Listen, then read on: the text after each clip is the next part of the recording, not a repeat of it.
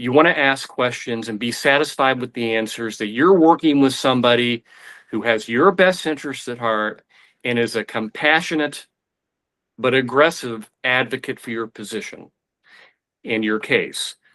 But you don't want a cheerleader. You don't want somebody who won't tell you the truth.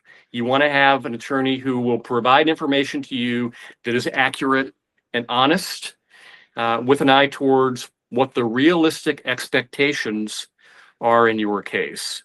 There are plenty of attorneys out there who want to take a wrongful death case and will promise the sun and the moon without realistically and honestly evaluating the evidence. You want to look for an attorney who will tell you the truth, aggressively pursue the case, and make you feel comfortable that you're being looked after at a time when you've recently lost somebody so important to you.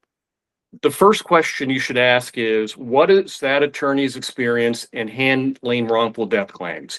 If it's in the context of a medical malpractice matter, how many cases has that attorney handled involving medical malpractice? If it's a products liability matter where some product malfunctioned and caused someone to be killed, how many cases of that sort has that attorney handled? You want to ask also, what are the reasonable expectations on this case? And that can be as simple as, how long is it going to take? What's my case worth? What are the possible outcomes? Now, if you ask the question, what's it worth, and the attorney tells you, I think it's worth X number of dollars, you might want to look somewhere else, because no attorney in initial consultation should be telling you what your case is worth.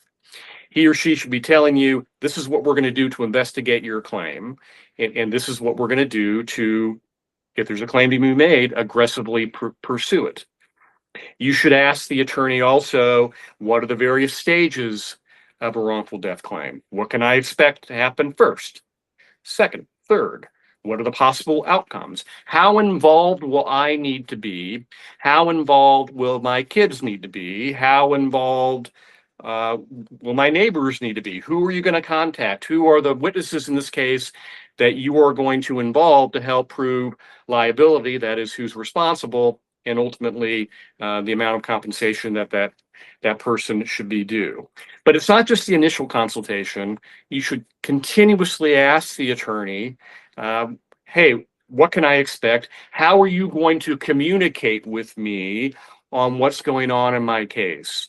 And it's really about just becoming satisfied and comfortable that that attorney is not selling you a bill of goods, but is providing you information that is accurate and useful and compassionate.